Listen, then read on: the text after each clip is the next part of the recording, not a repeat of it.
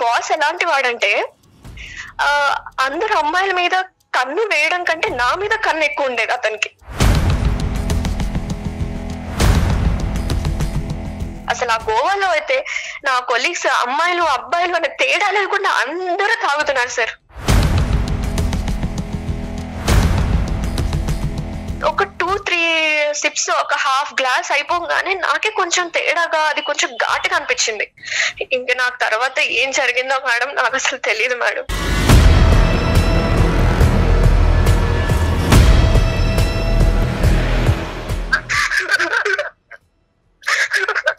చెప్పినా ఏంటమ్మా, ఏం జరిగింది సహస్ర? నాకు తెలియకుండానే, నా నోటీస్ లో లేకుండానే నేను ప్రెగ్నెంట్ అయ్యాను సార్.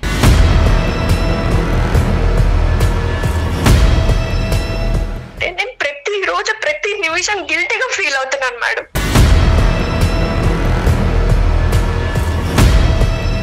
ఈ ప్రెగ్నెన్సీ గురించి అమ్మా నాన్నకి చెప్పావమ్మా? ఎవరికి తెలీదా? లేదు సార్, ఎట్లా చెప్తాను సార్, వాళ్ళు తలెత్తుకోకుండా ఉంటారు సార్, నేను ఎలా చెప్పగలను?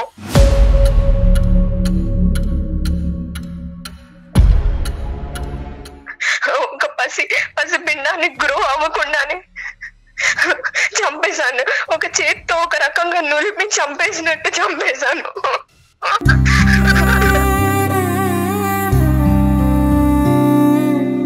నమస్తే కళ్యాణ్ గారు. నమస్తే జయ గారు. కళ్యాణ్ గారు, సహస్ర అనే ఒక అమ్మాయి మనకి మెయిల్ చేసిందండి. నెంబర్ ఆఫ్ మెయిల్స్ లో సహస్రాది మాత్రం తీసుకున్నాను. ఎక్స్పెక్టేషన్స్ కి అసలు అందని విషయం అనమాట. ఇలా కూడా జరుగుతున్నాయా అనే అంత ఆలోచన వచ్చిందండి నాకైతే. ఒక క్షణం నేను చదివింది కరెక్టా కాదని మళ్ళీ రీచెక్ చేశా. వెంటనే మీతో మాట్లాడించాలనిపించేసింది. ఒకసారి మాట్లాడతాను, కాల్ చేస్తాను.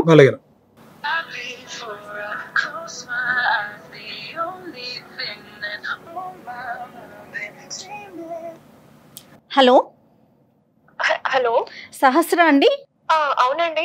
సుమన్ టీవీ అందమైన జీవితం ప్రోగ్రామ్ నుంచి కాల్ చేస్తున్నానండి. మేడం, హాయ్ మా. నమస్తే. నమస్తే సహస్ర. మీ మెయిల్ రీసెంట్ గానే చూసాను కానీ వెంటనే మీతో మాట్లాడాలి, డెఫినెట్ గా డాక్టర్ గారి సలహా మీకు చాలా అవసరం అనిపించింది సహస్ర, నాకైతే పర్సనల్ గా. రైట్, ఒకసారి కళ్యాణ్ గారితో మాట్లాడండి. నమస్తే సార్. నమస్తే అమ్మా. పేరు సహస్ర అమ్మా? నా పేరు సహస్ర సార్. నాకు 24 years సార్ నాది ఏజ్. ఓకే, చెప్పమ్మా. నాకు చాలా చాలా గిల్టీగా ఉంది మేడం, చాలా బాధగా ఉంది. అసలు బాధపడకు. చెప్పమ్మా దేని గురించి గిల్ట్?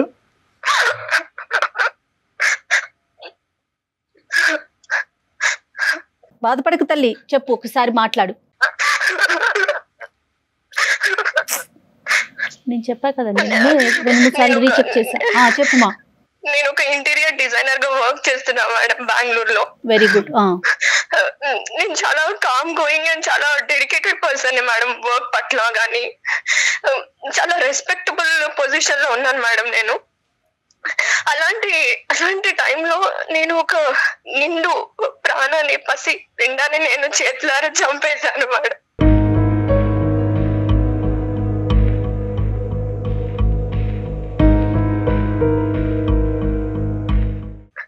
ఒక పసి పిండాన్ని గ్రో అవ్వకుండానే చంపేశాను. ఒక చేత్తో ఒక రకంగా నులిపి చంపేసినట్టు చంపేశాను.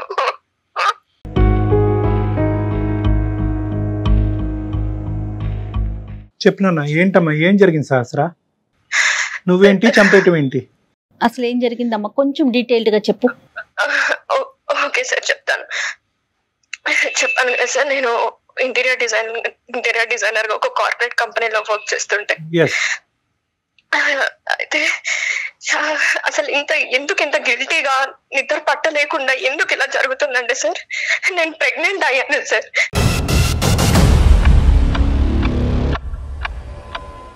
నాకు తెలియకుండానే, నా నోటీస్ లో లేకుండానే నేను ప్రెగ్నెంట్ అయ్యాను సార్.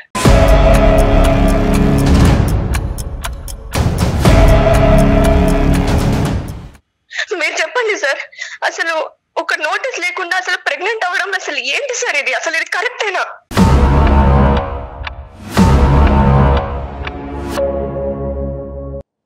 కరెక్టా రాంగా కాదమ్మా, అసలు ఎలా జరిగింది? ఒక 4 days బ్యాక్ నేను క్యాబ్ లో వెళ్తున్నాను సార్ ఆఫీస్ కి. ఓకే. ట్రావెల్ చేస్తున్నా, డైలీ క్యాబ్ లోనే వెళ్తాను. ఓకే వెళ్తుంటే సడన్ గా నేను క్యాబ్ లో ట్రావెల్ చేస్తున్నప్పుడు ఫెయింట్ అయ్యి కళ్ళు తిరిగిపోయి అక్కడే పడిపోయాను క్యాబ్ లో. ఆ విషయం నాకు కూడా తెలియదు. హైదరాబాద్ అమ్మాయినమ్మా? సో మా క్యాబ్ డ్రైవర్ సడన్ గా నన్ను తీసుకెళ్లిపోయి హాస్పిటల్ కి షిఫ్ట్ చేసేసాడు. అక్కడ హాస్పిటల్ కి వెళ్ళి అడ్మిట్ అయిన తర్వాత కొంచెం సేపటికి నాకు డాక్టర్స్ కానీ అక్కడ నర్సెస్ కానీ కంగ్రాచులేషన్ అని చెప్తున్నారు నాకు. ఏమైంది, నాకెందుకు కంగ్రాచులేట్ చెప్తున్నారు మేడం మీరు?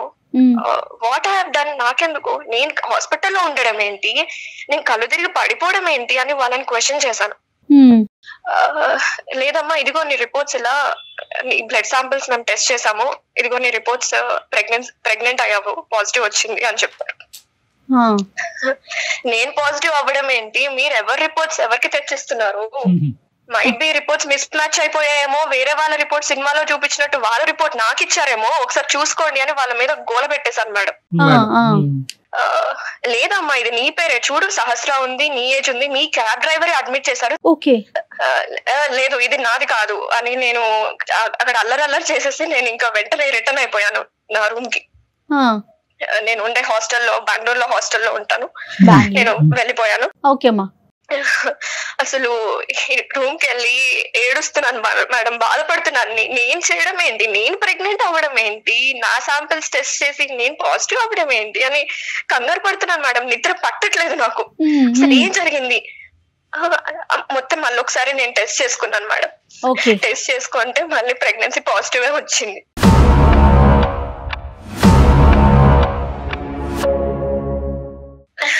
ఇది పక్కన పెడతా మేడం, యాక్చువల్ గా నేను వర్క్ చేసే కంపెనీలో చాలా బెస్ట్ ఎంప్లాయ్ అని నాకు మంచి నేమ్ ఉంది మేడం. సూపర్. ఓకే.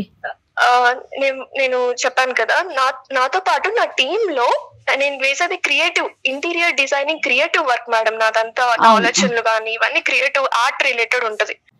నేను పనిచేసే 9 మందిలో నా టీమ్ లో నేనే ఒక బెస్ట్ పర్సన్. 1 మంత్ అలాగా మాకు best employee of the award అనే రివార్డ్ ఒకటి ప్రకటిస్తారు అనమాట. సో ఇలాగా ఏంటంటే ఒకటే ఫస్ట్ టైం నాకే వచ్చింది మేడం, సెకండ్ టైం నాకే వచ్చింది, గుడ్, థర్డ్ టైం కూడా నాకే వచ్చింది. సో 3 times నాకే వచ్చింది. మా టీమ్ యాక్చువల్ గా మా బాస్ ఎలాంటి వాడంటే అందరు అమ్మాయిల మీద కన్ను వేయడం కంటే నా మీద కన్ను ఎక్కువ ఉండేది అతనికి.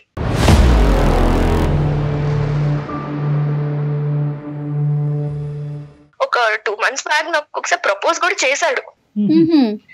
నా క్యాబిన్ లో నేను బేలో కూర్చున్నప్పుడు కూడా నన్ను చూసుకుంటూ వెళ్ళడము, ఎప్పుడెప్పుడు ఈ అమ్మాయి ఖాళీగా దొరుకుతుందా, ఎప్పుడెప్పుడు తినని ముట్టుకుందామా అన్న ప్రయత్నంలో ఉంటాడు మేడం అతను. అతని బిహేవియర్ చూస్తుంటే అలా అనిపించేది నాకు. అతనికి 35 years ఉంటాయి మేడం. మ్యారీడేనా? మ్యారీడే మేడం. నీ వయసు ఎంత అమ్మా? నాది 24 సార్. తప్పుగా అనుకోకమ్మా, నీకు ఎవరైనా బాయ్ ఫ్రెండ్స్ అదేమన్నా ఉన్నారా? లేదు సార్, నేను అసలు ఇప్పటి వరకు రిలేషన్ లో ఎవరితో లేను. అమ్మ నాన్న ఎక్కడ ఉంటారమ్మా? మా మదర్ ఫాదర్ హైదరాబాద్ లోనే ఉంటారు సార్. మా ఫాదర్ వచ్చేసి ఒక ప్రైవేట్ బ్యాంక్ ఎంప్లాయ్ లో తన మేనేజర్, బ్యాంక్ ఎంప్లాయ్ తను. ఈ ప్రెగ్నెన్సీ గురించి అమ్మ నాన్నకి చెప్పావమ్మా? ఎవరికి తెలీదా? లేదు సార్, ఎట్లా చెప్తాను సార్, వాళ్ళు తలెత్తుకోకుండా ఉంటారు సార్, నేను ఎలా చెప్పగలను?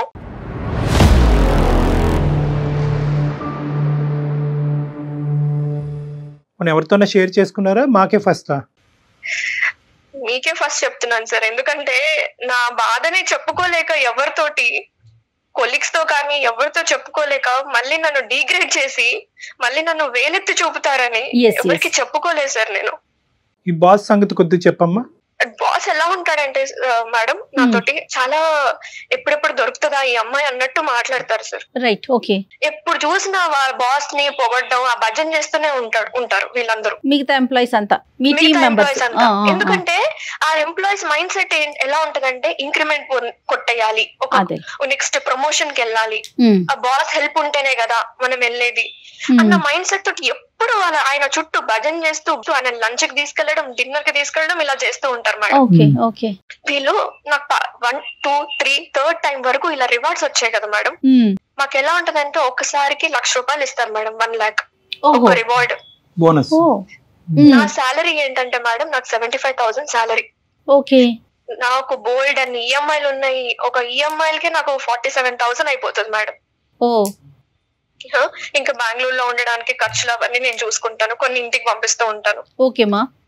ఎంప్లాయీస్ అందరూ ఏమైపోయారంటే మేడం, వీళ్ళందరూ కలిసి సహస్ర ఒక మంచి పొజిషన్ కి వచ్చేస్తుంది, ఇంక్రిమెంట్ల మీద ఇంక్రిమెంట్లు వస్తున్నాయి అని జెల్లస్ పట్టుకున్నారు మేడం నన్ను చూసి. ఓకే, ఏంటి సహస్ర పార్టీ బాబా, నీకు ఫస్ట్ టైం వచ్చింది 1 lakh, సెకండ్ టైం వచ్చింది, థర్డ్ టైం కూడా హ్యాట్రిక్ కొట్టేసావు నువ్వు, అసలు నువ్వు చాలా గ్రేట్, నీకు 4 months సాలరీ కలిసి వచ్చేసింది, పార్టీ కావాలి మాకు, చాలా పెద్ద పార్టీ కావాలి, అసలు సరిపోదు మాకు ఇది అంటే, సరే పదండి లంచ్ కి వెళ్దాము, లంచ్ కి తీసుకెళ్తాను అని అన్నాను మేడం నేను. ఓకేమా. సో లంచ్ కి తీసుకెళ్దామా, లంచ్ కి మేము వెళ్ళమా ఏంటి, మేము బాక్సులు తెచ్చుకోలేమా మా ఇంటి నుంచి?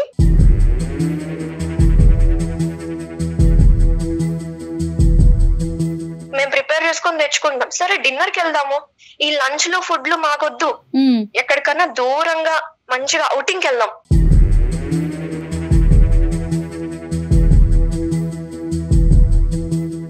అవుటింగ్ అంటేనే నాకు అక్కడ కొంచెం తేడా కొట్టింది మేడం.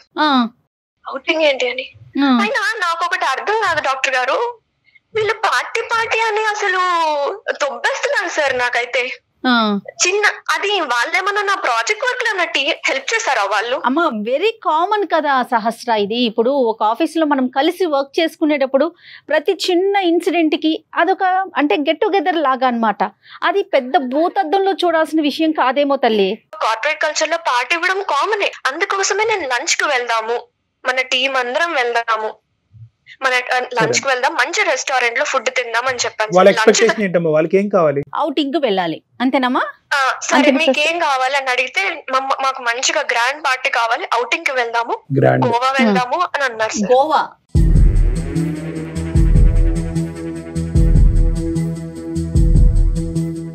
మేము బూస్ట్ చేయాలి, మేము ఆల్కహాల్ కన్స్యూమ్ చేసుకోవాలి, అక్కడ ఎంజాయ్ చేయాలి అన్నారు సార్.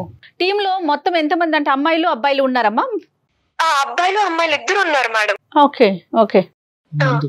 అనగానే నేను ఆల్కహాల్ తాగను కదా, బట్ నేను ఎలా వస్తాను అంటే, సరే నువ్వు ఆల్కహాల్ తీసుకోకు, మేం బూస్ట్ చేస్తాము, మీరు జస్ట్ కంపెనీ సహస్ర నువ్వు అంతే. నువ్వు తీసుకో, కానీ మామూలుగా జనరల్ గా మీ పార్టీస్ లో ఆల్కహాల్ ఉంటదమ్మా, మద్యపానం ఉంటదా? ఉంటది సార్, ఉంటది. సో ఇదేం కొత్త ఏం కాదు, వాళ్ళు అడిగింది కూడా వాళ్ళు అడిగింది మాత్రం కొత్త ఏం కాదు. ఎటొచ్చి నువ్వు తాగవన్నది అందరికీ తెలుసు. నేను తాగను, నాతో పాటు నేను కొంచెం క్లోజ్ గా ఉండే ఒక అమ్మాయి ఉంటది నా పక్క క్యాబిన్ లో, కావ్య అని, ఆ అమ్మాయితోనే కొంచెం షేర్ చేసుకుంటూ ఉంటాను. అసలు నన్ను ఊపిరి ఆడలేవలేదు సార్. అసలు ఇంకా వచ్చేంత వరకు ఇంకా వాళ్ళు ఫ్లైట్ టికెట్స్ అన్ని వాళ్ళు బుక్ చేసేసారు. మేము ఇలా చేసేసిన తర్వాత నాకు స్క్రీన్ షాట్ పెట్టేశారు. Right, okay. So you are compelled to go అంతే. ఓవర్ నైట్ అమ్మా, ఓవర్ నైట్ స్టే అది? అవును sir, overnight stay 2 days కి ప్లాన్ చేశారు సార్. వెళ్ళడము, అక్కడ ఒక రోజు స్టే చేయడం, మళ్ళీ రిటర్న్ అవ్వడము. సో ఇంకా నేను అక్కడ పార్టీ కల్చర్ లో కూర్చున్నాం సార్. వీళ్ళందరూ తాగుతున్నారు. అసలు ఆ గోవాలో అయితే నా కొలీగ్స్ అమ్మాయిలు అబ్బాయిలు అనే తేడా లేకుండా అందరూ తాగుతున్నారు సార్, నేను ఒక్కదాన్ని తప్ప.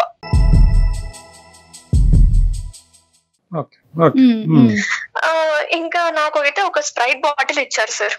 1 liter స్ప్రైట్ బాటిల్ ఇచ్చారు. ఇదిగో సహస్ర తీసుకో అన్నారు. స్ప్రైట్ బాటిల్ ఇచ్చినప్పుడు స్ప్రైటే కదా అని నేను ఏం చేశానంటే, ఇది సీల్ ఉందా లేదా అని కూడా చెక్ చేసుకున్నా సార్.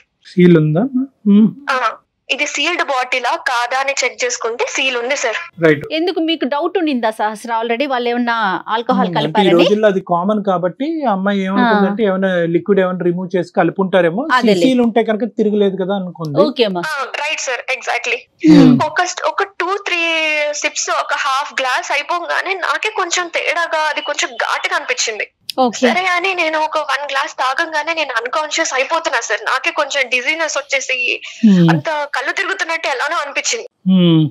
ఇంకా నాకు తెలియకుండానే అన్ఇంటెన్షనల్ గా నేను ఒక గ్లాస్ కాకుండా ఇంకొక గ్లాస్ తాగుతూనే ఉన్నా సార్.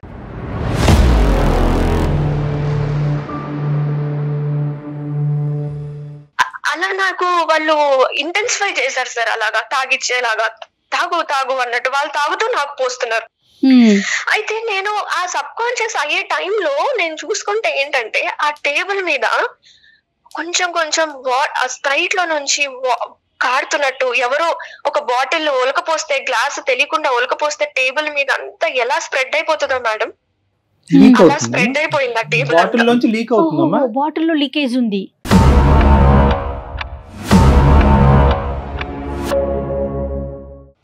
అయి ఉండొచ్చు మేడం. రైట్. మొత్తం ఆ టేబుల్ అంతా స్ప్రెడ్ అయిపోతుంటే నాకు అప్పుడు అదొకటి గుర్తుంది మేడం నాకు. Okay okay. ఇంకా నాకు తర్వాత ఏం జరిగిందో మేడం నాకు అసలు తెలియదు మేడం.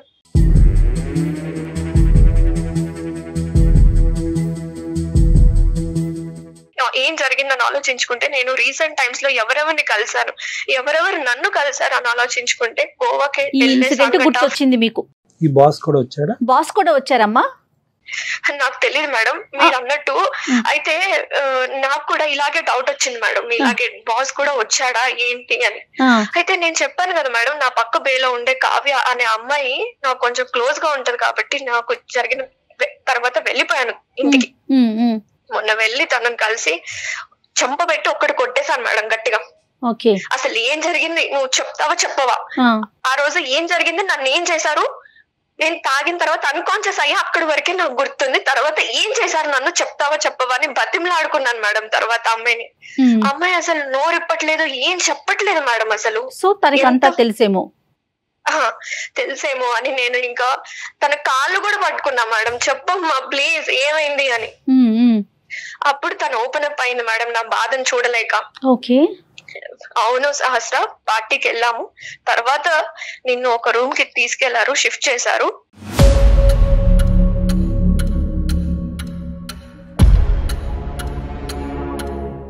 అక్కడి వరకే నాకు తెలుసు, తర్వాత నేను లేను అక్కడ, నేను పక్క రూమ్ కి వెళ్ళిపోయాను అని చెప్పారు మేడం. అయితే బాస్ వచ్చారా అంటే వచ్చుంటారు అని చెప్పింది మేడం తను.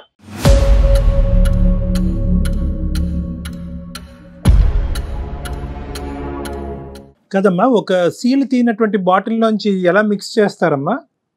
నా అనుమానం అయితే ఆ టేబుల్ అంతా కారిపోయింది కాబట్టి సీల్ బాటిల్ అయితే అలాగే ఉంది సార్, కానీ ఏమన్నా ఇంజెక్ట్ చేసి ఉంటారనా? అయి ఉండొచ్చు సార్, ఇంజెక్ట్ చేసి ఉంటారు.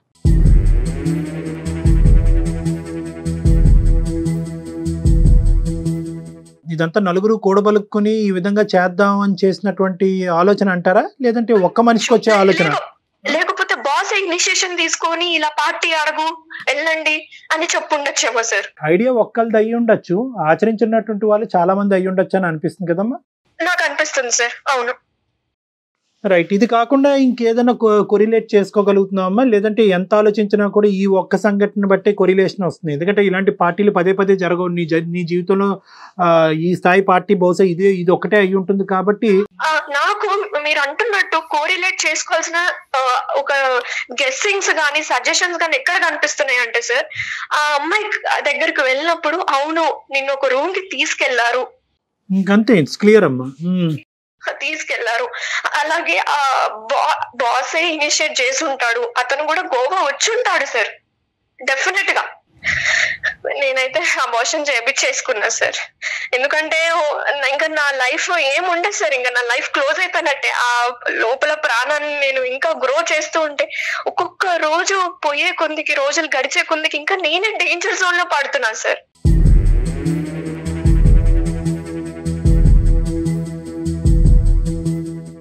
నేను మీకు ఎందుకు మెయిల్ చేశానంటే మేడం, నేను ప్రతి రోజు ప్రతి నిమిషం గిల్టీగా ఫీల్ అవుతున్నాను మేడం.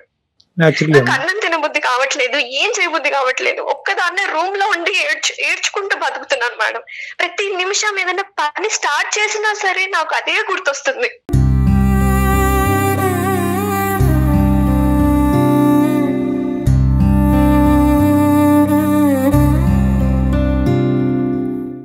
ఆ గిల్టీనెస్ అనేది నాకు లేకుండా మీరు ఎలాంటి సలహా చెప్పినా సరే నేను దాన్ని యాక్సెప్ట్ చేస్తాను సార్.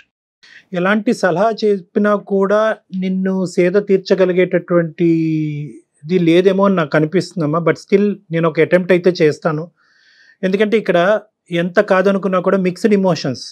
ఒకటి వద్దు అనుకున్నా కూడా ఒక పార్టీకి వెళ్ళటం, పార్టీలో ఒక అనూహ్యమైనటువంటి పరిస్థితుల్లో లిటరల్గా చెప్పాలి అంటే నిన్ను చేశారు.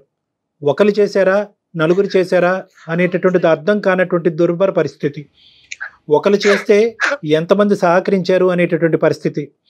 సో ఇలాంటి రకరకాల ప్రశ్నలు, వేధింపులు, ఆలోచనల మధ్యలో ఈరోజు నువ్వు గర్భవతి అవటం అనేటటువంటిది ఆ పుండు మీద చాలా కారం జల్లినట్టు అయింది.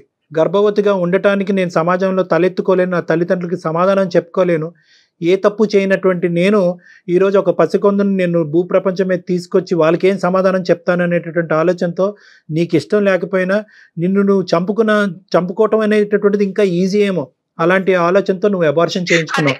అది కూడా చేయడానికి ట్రై చేశాను సార్, కానీ నేను అంతా ఏదో సాధించాలి నా పేరెంట్స్ ఏమైపోతారు సార్, అది కూడా అమ్మా. ఇప్పుడు ఏంటంటే బహుశా నేను ఇలా లిస్ట్ చేసుకుంటూ పోతే కనుక దెబ్బ మీద దెబ్బ లిటరలీ ఏంటంటే నువ్వు మానసికంగా, శారీరకంగా చచ్చిపోయినంత పరిస్థితి ఏర్పడిందమ్మా ఇప్పుడు. అవును సార్, అవును. కాబట్టి నేను ఇందాక చెప్పే ముందే నిన్న ఒక మాట అన్నాను, బహుశా ఏ విధంగా నేను నీకు మాట్లాడగలిగితే కనుక నీ మనసులో వేదన, బాధ తగ్గుముఖం పడుతుంది అనేటటువంటిది. బట్ స్టిల్ నేనేమనుకుంటున్నానంటేనమ్మా, టుడే యు ఆర్ సేఫ్. నువ్వు సేఫ్గా ఉండి, మానసికపరమైనటువంటి బాధ అనేటటువంటి ఒక అంశం అయితే కనుక నువ్వు సేఫ్గా ఉండి మాకు కాల్ చేసావు. అది నాకు ఈరోజు ఏంటంటే బహుశా ఇంకో ఆడపిల్ల నీ స్థానంలో ఉంటే కనుక ఇంకో నిర్ణయం తీసుకునేదేమో, ఆలోచన వరకే కాదు, అది ఏంటంటే అది ఆచరించేటటువంటి ప్రయత్నం కూడా, తన ప్రాణాలను తీసుకునేటటువంటి ప్రయత్నం చేసుండేదేమో. ఈరోజు నువ్వు మాకు ఫోన్ చేయటం అన్నది నిజంగా నేను చాలా ఆనందపడుతున్నానమ్మా. Thank you. నువ్వేం చేసుకోకుండా ఈరోజు ఇక్కడైనా నాకు ఒక సలహా సూచన దొరుకుతుందేమో. నా బాధని ప్రధానంగా ఇటువంటి పరిస్థితుల్లో ఒక ఆడపిల్లకి కావాల్సింది ఏంటంటే తన బాధని పంచుకోవాలి, ఓదార్పు పంచుకోవాలి, ముందు మాట్లాడగలగాలి. అసలు ఈ అసహజమైనటువంటి పరిస్థితి నాకైనా ఎవరికన్నా ఉంటది. నాతో పాటు ప్రయాణించేటటువంటి వాళ్ళు ఇంత దుర్గతానికి, ఇంత భయంకరమైనటువంటి దానికి పూనుకునేటటువంటి దానికి అవకాశం ఉందా? నేను ఎక్కడన్నా తప్పు చేశానా? ఈ రోజు అబార్షన్ చేసుకుని నేను తప్పు చేశానా, మంచి చేశానా, నేనేంటి ఒక ప్రాణాన్ని తీయటం ఏంటి అనేటటువంటి ఇలాంటి రకరకాల ప్రశ్నలు, ఆ భారమైనటువంటి ప్రశ్నలు మోసుకుంటూ నువ్వు మా వరకు వచ్చావు. నిన్ను ఏమీ చేసుకోలేదు అనేటటువంటి అన్నిటికంటే నాకు ఆనందింపేటటువంటి అంశం అమ్మ. నీలాంటి పరిస్థితిలో ఉన్న ఆడపిల్లని ఫస్ట్ ప్రధానంగా నేనేమని చెప్తానంటే, ఇది నీకు జరిగింది ఎవరికి జరగకూడదు అంటే కనుక ఈ ప్రయాణం ఇక్కడి వరకు ఆగకూడదమ్మా. నీకు జరిగింది వేరే వాళ్ళకి జరగకూడదు అంటే కనుక ఇది గోప్యంగా దీన్ని ఇన్వెస్టిగేషన్ వరకు తీసుకెళ్ళగాలి, పోలీసుల వరకు తీసుకెళ్ళటం అనేది చాలా ఇంపార్టెంట్. సార్ లేదు సార్, కానీ అది మాత్రం చెప్పకండి సార్ ప్లీజ్. ఎందుకంటే నాకు ఆ పోలీస్ స్టేషన్ కి వెళ్ళి ఈ క్రైమ్ నన్ను నేను ఫేస్ చేసుకోవడానికి నాకంత ఇప్పుడు లేదు సార్ అంతా. అమ్మా ఆ మాట కూడా ఏ ఆడపిల్లకు కూడా, నీ స్థానంలో నిలబడినటువంటి ఏ ఆడపిల్లకు కూడా పోలీస్ స్టేషన్ వరకు వెళ్ళి మళ్ళీ ఈ కథంతా చెప్పి నువ్వే తప్పు చేసేవేమో, నీకెంతమంది బాయ్ ఫ్రెండ్స్ ఉన్నారు అనేటటువంటి ఇలాంటి రకరకాల ప్రశ్నలు, అనుమానాలు, ఇన్వెస్టిగేషన్స్ తట్టుకోలేక ఏ ఆడపిల్ల వెళ్ళటానికి ఇష్టపడదమ్మా. సహస్ర ఒకటే కాదు, ఈ పరిస్థితిలో ఉన్న ఏ ఆడపిల్ల ఎక్కడికన్నా వెళ్తాదేమో కానీ పోలీస్ స్టేషన్ వరకు వెళ్ళటానికి ఇష్టపడలే. కానీ నువ్వు అడిగినటువంటి రెండు అంశాల్లో ఒక ముఖ్యమైనటువంటి అంశం, నాలాంటిది వేరే ఆడపిల్లకి జరగకూడదు అంటే కనుక దానికి ఇది ఒక సొల్యూషన్ అన్నట్టుగా నేను చెప్తున్నాను. ఇది ప్రధానమైనటువంటి సొల్యూషన్గా చెప్తున్నాను. ఎందుకంటే నీ ఆఫీస్లో వేరే ఆడపిల్లలు ఉన్నారు. ఇప్పుడు నువ్వు రేపు రిజైన్ చేసావు అనుకో, ఆ స్థానంలో వచ్చి కూర్చునేటటువంటి వేరే ఆడపిల్లలకి జరగదు అనేటటువంటి గ్యారంటీ ఏంటి? పోలీస్ స్టేషన్ అనగానే తను పోలీసులు మగవారే ఉంటారు అనుకుంటుందేమో. షీ టీమ్స్ ఉన్నాయి అమ్మా ఇప్పుడు ఇవాళ రేపు మనకి. ఇప్పుడు ఏంటంటే తన ఆలోచన ఏంటంటే కనుక ఇప్పుడిప్పుడే ఇది ఏంటి, ఇది ఏం జరిగింది అనేటటువంటి ఒక క్లారిటీ వస్తుంది. ఎందుకంటే ఇప్పుడుకొచ్చి నువ్వు ఎవరితోనే మాట్లాడలేదమ్మా. ఫస్ట్ టైం నువ్వు మాతో మాట్లాడటం వల్ల నీకు ఒక డిఫరెంట్ వ్యూ పాయింట్, ఒక డిఫరెంట్ ఆలోచన. బహుశా నేను ఒక్కదాన్నే కాదు, ఇలాంటి సఫర్ అయ్యేటటువంటి చాలా మంది ఆడపిల్లలు ఉన్నారు, వాళ్ళు ఏం చేసుంటారు అనేటటువంటిది మొట్టమొదటిసారిగా నువ్వు మా నోటి వెంట వింటున్నావు. కాబట్టి నువ్వు కూల్గా కూర్చొని ఆలోచిస్తే కనుక, ఓహో బహుశా నేను ఇలా చేయొచ్చు, నేనేమి ఇక్కడ తప్పు చేయలేదు. ప్రధానమైనటువంటి అంశం నువ్వు ఇక్కడ గుర్తుపెట్టుకోవాల్సింది ఏంటంటే, సహస్ర అనేటటువంటి ఈ అమ్మాయి ఏ తప్పు చేయలేదు, ఇంక్లూడింగ్ ఏ తప్పు చేయలేదు. నువ్వు ఎప్పుడు కరెక్ట్గా నీ తల్లిదండ్రులు ఏ నమ్మకంతో అయితే కనుక నేను బెంగళూరు పంపించి అక్కడ ఒంటరిగా నీ చేత ఉద్యోగం చేపిస్తున్నారో, నీ కళనే నువ్వు నమ్ముకున్నావు, నీ కెరియర్ని నేను నమ్ముకున్నావు, కాబట్టి దాని మీద నువ్వు నిలబడ్డావు. సో అప్పుడు సహస్ర ఒకటే, ఇప్పుడు సహస్ర ఒకటే. ఎప్పుడు కూడా నువ్వు క్లియర్ అండ్ క్లారిటీగానే ఉన్నావు, నువ్వు ఎప్పుడు కూడా ఆనిముత్యంలాగే ఉన్నావు. కాబట్టి నువ్వు బాధపడవలసినటువంటి అవసరం లేదు. నెంబర్ 1, పోలీసుల వరకు వెళ్ళటం అనేటటువంటి అంశం వెనకతల చాలా ఇంపార్టెంట్ ఆస్పెక్ట్ ఉందమ్మా. అంటే నన్ను ఇలా చేసినటువంటి వాళ్ళు శిక్షించడం అనేటువంటిది కాదు. ఇలా చేయకపోతే కనుక, నువ్వు అలా నమ్మి ఆ దారిలో వెళ్ళకపోతే కనుక రేపొద్దున వాళ్ళు ఏమనుకుంటారు, ఓ ఆడపిల్లలని అంటే కనుక మనం ఇలా వాడుకోవచ్చు. పార్టీలో అనేటటువంటి మభ్య పెట్టి వాళ్ళని ప్రెషర్ పెడితే కనుక, అయ్యో పార్టీ ఇవ్వకపోతే కనుక నాతో పాటు ప్రయాణం చేసేటటువంటి వాళ్ళు దూరం అవుతారేమో, వాళ్ళు నేను పీనాసిలా కనిపిస్తానేమో, ఇంకో విధంగా కనిపిస్తానేమో అనేటటువంటి ఉద్దేశంతో ఆడపిల్లలు ఇలా లొంగిపోతారన్నమాట అనేటటువంటి మెసేజ్ నువ్వు వాళ్ళకి ఇస్తున్న దాని అవుతావు. రేపొద్దున ఆడపిల్లల్ని ఏ విధంగా వాడుకోవచ్చు అనేటటువంటి ఆలోచన వాళ్ళకి ఇస్తున్నాం. రేపొద్దున మనం ప్రత్యక్షంగా కలపకపోయినా, వాళ్ళు మందు కొట్టకపోయినా, తాగకపోయినా కూడా ఇలా మభ్యపెట్టి మాయ చేసి ఈ విధంగా మత్తు పానీయాలు ఇచ్చి ఆడపిల్లను మనం లొంగ తీసుకోవచ్చు అనేటటువంటి మెసేజ్ మనకి ఇస్తున్నాం. ఈ రోజు సహస్ర ఇంది, రేపు ఇంకొక అమ్మాయి అవుతుంది, ఆ ప్లేస్ లో ఇంకొక అమ్మాయి ఉండొచ్చు కదా అనేసి అంటున్నారమ్మా. అందుకోసమే నేను ముందుకు వచ్చాను మేడం. బట్ ఈ పోలీసులు క్రైములు మాత్రం అసలు చెప్పకండి. మా వ్యవస్థ చాలా మారింది తల్లి. వ్యవస్థ, దయచేసి నా మాట ఒక్కసారి నమ్ము. నువ్వు ఎంత చీదరించుకున్నా, ఎంత అసహించుకున్నా, ఎంత కరెక్ట్ కాదు అనుకున్నా, నా సబ్జెక్ట్ ఎంత బహిర్గతం అవుతుందని నీకు అనుకున్నా కూడా వ్యవస్థ చాలా మారింది. అన్నీ కూడా చాలా గోప్యంగా ఉంటుంది. ఒక ఆడపిల్లకి ఇచ్చేటటువంటి ప్రైవసీ బహుశా ఈ రోజుల్లో మన ఉండేటటువంటి వ్యవస్థలో చాలా ఇంపార్టెంట్ ఆస్పెక్ట్ కింద మారిపోయింది. సో ఎవరికి కూడా మూడో కంటికి తెలియకుండా కూడా ఇన్వెస్టిగేషన్ నడిపించవచ్చు. అందరినీ ఎవరైతే ఉన్నారో వాళ్ళందరినీ కూడా బోన్లోకి లాగచ్చు, శిక్షించవచ్చు. రేపొద్దున సమాజానికి చాలా మంచి సేవ చేసేటటువంటి ఒక గొప్ప వ్యక్తిగా నువ్వు మారుతావు. సో దీనంతటి వల్ల నాకేంటండి అని నువ్వు అడగచ్చు. నీకేంటంటేనమ్మా, నువ్వు అప్పుడు ఎప్పుడు కూడా నువ్వు పెర్ఫెక్టే. నువ్వు బాధపడవలసినటువంటి అవసరం లేదు. ఎటొచ్చి బిడ్డను చంపుకున్నాను సార్ కాబట్టి నేను అబార్ట్ చేసుకోవటం అనేది, నేను ప్రాణాన్ని తీసుకోవటం అంటే కనుక దానికి ప్రాణాన్ని తీసేయటం అనేటటువంటి ఒక లేబుల్ పెడితే కనుక గిల్ట్తో చచ్చిపోతావు అమ్మా. నిన్ను నువ్వు కాపాడుకునేటటువంటి ప్రయత్నంలో నువ్వు ఆ ఆలోచన రావటంలో, ఆ ఆలోచన నీకు రావటం ఎటువంటి తప్పు కాదమ్మా. నేను అనుకోవటం ఆలోచన తప్పు కాదు. ఎందుకంటే కనుక ఈరోజు నీ తల్లిదండ్రులకు నువ్వు సమాధానం చెప్పుకోవాలి, సమాజానికి సమాధానం చెప్పుకోవాలి. రేపొద్దున పెళ్లి అనే భవిష్యత్తు నీకు ఉంది. రాబోయేటటువంటి భర్తకు నువ్వు సమాధానం చెప్పుకోవాలి.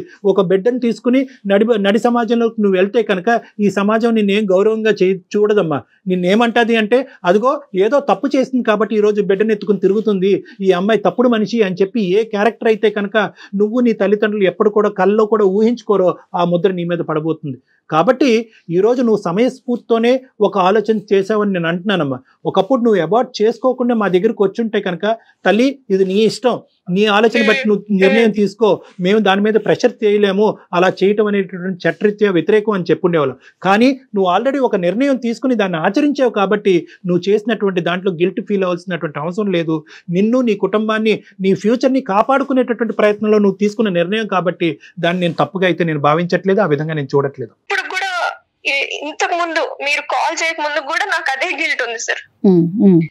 ఇప్పుడు మీతో మీరు చెప్పే సలహా కానీ, మీరు నన్ను మోటివేట్ చేసే మాటలు కానీ నాకు కొంచెం ఇప్పుడు మనశ్శాంతిని ఇస్తుంది సార్. రిమూవ్ దట్ మాస్క్ అమ్మా. నువ్వేం తప్పు చేయలేదు. ఎటొచ్చి నీ ఎజెండా ఒక్కటే. నీ ఎజెండా ఈ రోజు ఏదన్నా ప్రైమరీ గారు ఈ రోజు మాట్లాడుకుంటే నాకు 0.5% కూడా 0.05% కూడా నాకు ఈ రోజు సహస్ర తప్పు చేసినట్టు నాకు అనిపించట్లేదు. ఇలాంటివి జరిగినప్పుడు గొంతు విప్పి మాట్లాడండి. మీ మనసులో ఉండేటటువంటి బాధని నీకు నచ్చినటువంటి వాళ్ళని చెప్పండి. ఒకప్పుడు అవకాశం ఉంటే కనుక నిన్ను ఇబ్బంది పెట్టేటటువంటి వాళ్ళని శిక్షించి రేపొద్దున వాళ్ళకి బుద్ధి వచ్చేటటువంటి విధంగా ఈ ప్రాసెస్ కంటిన్యూ అవ్వకుండా అరికెట్టేటటువంటి ప్రయత్నం కూడా మీరు చేయండి. చాలా ముఖ్యమైనటువంటి అంశం ఉంది. నువ్వు ఎక్కడన్నా ఒక ఆలోచనలో ఒక చిన్నపాటి తప్పిదం జరిగింది అంటే కనుక అక్కడే జరిగింది.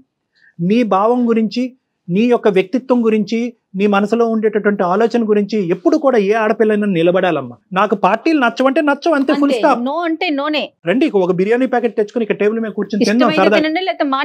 అంతేగాని వాళ్ళు ఆ మొహమాటానికి పోయి వీళ్ళు ఏదన్నా అనుకుంటారేమో, పోయి ప్రధానమైనటువంటి అంశం అమ్మా, ఎక్కువ శాతం ఇలాంటివి జరిగేటటువంటి ఎక్కడ జరుగుతాయంటే కనుక మన తెలియనటువంటి ప్రాంతంలో మనకు తెలిసినటువంటి మనుషులు చేస్తారు. మీరు స్టాటిస్టిక్ చూడండి. మీరు స్టాటిస్టిక్ పరంగా చూసుకుంటే కనుక, క్రైమ్ స్టాటిస్టిక్స్ పరంగా చూసుకుంటే మీకు అప్పటికే హింట్ ఉంది. వీడు టచ్ చేయడానికి ట్రై చేస్తున్నాడు, ప్రపోజ్ చేయడానికి ట్రై చేస్తున్నాడు, వీళ్ళు ఏదో దుర్బుద్ధి పుట్టింది, వీడు గోవా వరకు వెళ్దాం అంటున్నాడు అంటే కనుక ఆలోచన వీడిదా మిగతా వాళ్ళదా? బహుశా వీడు వాళ్ళ మీద ఒత్తిడి తీసుకొచ్చి మొత్తం అందరూ మూకమ్మడిగా నన్ను అక్కడ తీసుకెళ్తున్నారా? లేదు, అలా తీసుకెళ్ళట్లేదు అని అనిపించినా కూడా 99.5% అలా తీసుకెళ్ళడం అని అనిపించినా కూడా 0.5% ఎక్కడో చూడ మీ అంతరాత్మ మిమ్మల్ని ప్రశ్నిస్తూ ఉంటుంది, మిమ్మల్ని గుచ్చుతూ ఉంటుంది. దాన్ని నమ్మండి. 0.5% డౌట్ వచ్చినా కూడా, అరే బాబు మీ పార్టీలకు ఒక దండం, నేను ఎక్కడికి రానురా, కావాలంటే ఇక్కడ తిందాము, నేను ఇలా వెళ్తున్నానంటే తెలిస్తే కనుక మీ అమ్మ నాన్నమే తోసేయండి. మా అమ్మ నాన్న నన్ను నరికి పోగులేస్తారు, నేను రాను, నాకు అది అలవాట్లేదు, అది మా సాంప్రదాయం కాదు, మా పద్ధతి కాదని చెప్పి కొట్టిపారు. రైట్. ఇది ఓన్లీ సహస్ర కాదు కళ్యాణ్ గారు, ఈ వీడియో చూసే ప్రతి ఆడపిల్లకి మీరు చెప్పే మాటలు ప్రతి ఆడపిల్ల మనసుకు తీసుకోవాలి. ఏమ్మా సహస్ర? అందుకోసమే సార్ ప్రతి అమ్మాయి ఇలాంటి సిచ్యువేషన్ ఇది కాకపోయినా వేరే రకంగా, పార్టీ కాకపోయినా వేరే రకంగా ఫేస్ చేస్తున్నారు సార్. జరగకుండా ఉండాలి. అమ్మ, నీకున్న టాలెంట్, నీకున్న స్కిల్, నీకుండేటటువంటి బలాలకి నీకు ఎక్కడైనా కూడా రెడ్ కార్పెట్ వేసి జాబ్ వస్తారు. కాబట్టి తక్షణ కర్తవ్యం నువ్వు ఇమీడియట్ గా ఏంటంటే ఈ ఉద్యోగానికి రిజైన్ చేయి. ఉద్యోగానికి రిజైన్ చేసి వాళ్ళకి గుడ్ బై చేయి. ఎందుకంటే పదే పదే అటువంటి వాతావరణంలోకి నువ్వు వెళ్ళి వీడు చేశాడా అని ఆలోచించుకుంటే నీకు పిచ్చి పడుతుంది.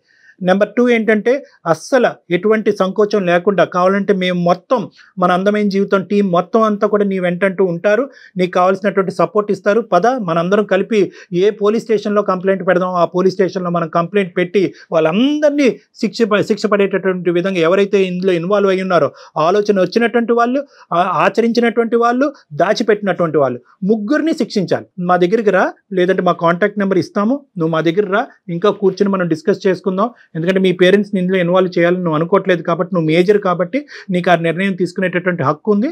నీకు ఆ ధైర్యాన్ని నింపి అక్కడి వరకు తీసుకెళ్లేటటువంటి బాధ్యత మాది. సార్ నేను ఫస్ట్ దీంట్లో నుంచి ఈ గిల్టీనెస్ లో నుంచి నన్ను నేను మనిషిలాగా చూసిన తర్వాత నేను ట్రై చేస్తాను sir. Of course you take your time, but this is the agenda. Okay sir, మీరు చెప్పిన సలహా నేను ట్రై చేస్తాను సార్. బట్ ఫస్ట్ అయితే నన్ను నేను కోలుకొనివ్వండి సార్. ఆల్ ద బెస్ట్ నాన్న, all the best. Very good sir. ఇంకొక చిన్న మాట మీకు చెప్పాలనుకుంటున్నాను. సారీ సార్, ఏంటంటే అసలు నా పేరు సహస్ర కాదు, ఎందుకంటే సెక్యూరిటీ పర్పస్ కోసం నేను అలా చెప్పాను sir. Of course, well done, very good అమ్మా, వి అప్రిషియేట్ దట్. దానికి అపాలజీ ఎందుకమ్మా?